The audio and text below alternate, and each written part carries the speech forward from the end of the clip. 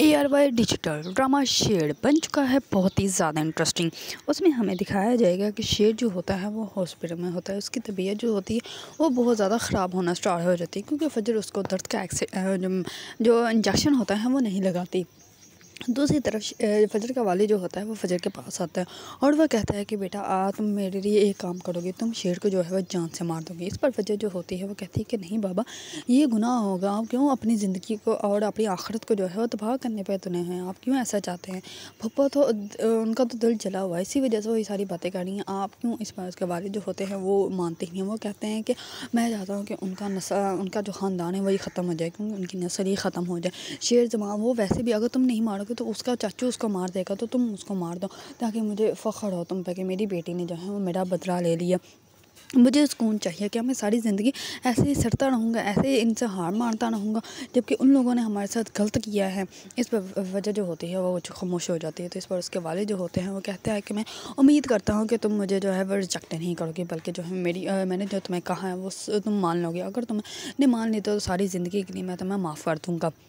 इस बार फजर जो होती है वो बहुत ज़्यादा परेशान हो जाती है। फजर जो होती है वो सारी रात सोच रही होती है कि मैं क्या करूँ। इतने में उसको ऐसे फील होता है कि जैसे पीछे से शेर आ गया। इस पर फजर जो होती है वो कहती है कि शेर तुम यहाँ पे कैसे आ गए, असलम से कैसे निकले? इस पर वो कहता है कि मुझे कौन रोक सकता था। इस पर वो कहता है कि तुम परेशान लग रही हो, क्या हुआ? इस पर वो कहते हैं कि मेरे बाबा चाहते हैं कि मैं तुम्हें जान से मार दूँ। इस बार शेर जो होता है वह कहता है कि तुम अच्छे से वाकिफ़ हो मेरी ज़िंदगी से और मैं जिस हाल में हूँ उससे भी, आगे तुम्हारा फ़ैसला है जो तुम करना चाहें। इस पर फजर को ऐसा फ़ील होता है कि जैसे वो ख्वाब देख रही है और वो अपने वालिद के पास जाती है और अपने वालिद को कहती है कि मैंने शेर को जो है वो इंजेक्शन लगा दिया और वो मर रहा था और उसके मुँह से झाग निकले और मेरे सामने उसने अपना दम तोड़ दिया। इस पर उसके वालिद जो होते हैं वो कहते हैं कि फजर जाओ, मैंने तुम्हें हमेशा के लिए माफ़ कर दिया। इतने में फजर जो होती है वो उठ के डर जाती है। दूसरी तरफ फजर जो होती है वो शेर की वालदा को सब कुछ बता देती है कि शेर के साथ क्या हो रहा है। उसने शेर को निकालने के लिए भी तैयारी कर देती है। इस पर शेर की वालदा जो होती है वो अपने सबसे मुलाजिम जो सबसे बेस्ट मुलाजिम होता है उसको बुलाती है और उसको सब कुछ बताती है और कहती है कि शेर को वहाँ से ऐसे निकालना है कि किसी को पता भी नहीं चले। और मैं तुम्हें डॉक्टर फजर का नंबर देती हूँ, उसको सेव कर लो, जो तुम्हें वो कहे वैसे ही तुमने करना है। इस पर वो कहता है कि ठीक है। इस पर वो उसी सालम में जाता है और वहाँ के जो वॉचमैन होता है उसके साथ मिल जाता है, उसको पैसा दे देता है और कहता है कि जो मैं कहूँगा वो तुमने करना है और तुम्हें जो है वो ज़रा भी नुकसान नहीं होगा। इस पर वो जो वॉचमैन होता है उसके साथ सिक्योरिटी मैन जो होता है वो मिल जाता है और वो कहते हैं कि ठीक है, आप जैसे चाहेंगे मैं वैसा ही करूँगा। दूसरी तरफ वो जो आदमी होता है वो करता है फजर को कॉल करके कहता है कि आगे बताएं क्या करना है। इस पर वो कहते हैं कि तुम शेर के रूम में जाना और शेर को बता देना कि पीछे वाला रूम जो है वो उसको खुला रहेगा और उसको बंद नहीं होने देना।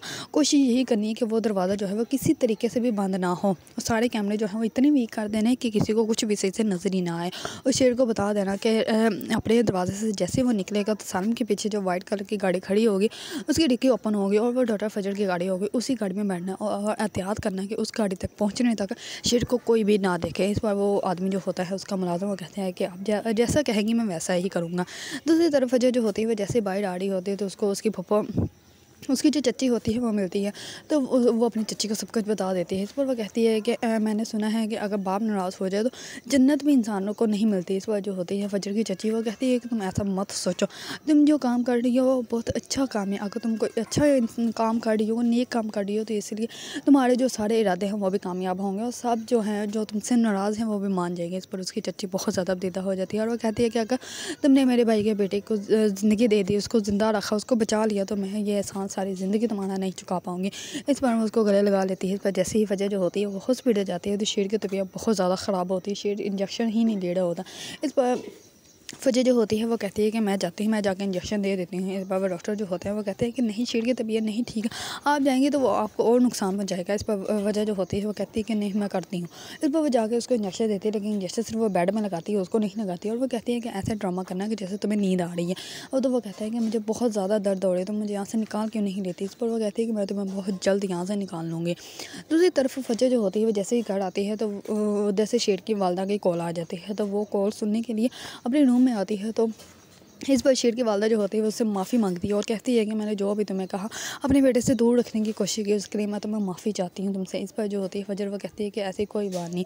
इस पर जो होती है शेर की वालदा वो कहती है कि रिदा का जो इरादा था, रिदा का जो कहना था वो तुम्हारे बारे में कहीं ना कहीं सही था, लेकिन हमें समझने में देर आई, क्योंकि तुम्हारा जो है वो शेर के साथ कोई ना कोई कनेक्शन तो ज़रूर है जिसकी वजह से तुम उसके साथ इतनी अटैच हो, और तुम्हारी वजह से ही मेरा बेटा ठीक हो जाएगा। इस पर इतने में ही फजर के वालिद आ जाते हैं। तो शेर वजह जो होती है वो कहती है कि मैं आपसे बाद में बात करती हूँ।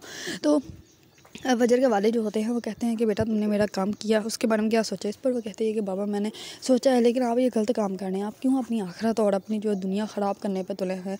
पप्पा का तो दिल जला हुआ, इसलिए वो चाहती है कि सारी दुनिया जल जाए। इस पर उसके वाले जो होते हैं वो कहते हैं कि बेटा मैंने जो तुम्हें कहा है तुम्हें वो करना पड़ेगा, मैं नहीं चाहता कि तुम जो है मेरी बात से हटो, वरना फिर देख लेना मैं तुम्हें सारी ज़िंदगी माफ़ नहीं करूँगा। इस पर उसके वाले जो होते हैं वो चले जाते हैं और फजर जो होती है वो बहुत ज़्यादा अपदीदा हो जाती है। अगर आप लोगों को ड्रामा शेर पसंद है और उसके बारे में न्यू न्यू अपडेट जानना चाहते हैं तो मेरे चैनल को लाइक, कमेंट एंड सब्सक्राइब करना मत भूलिएगा।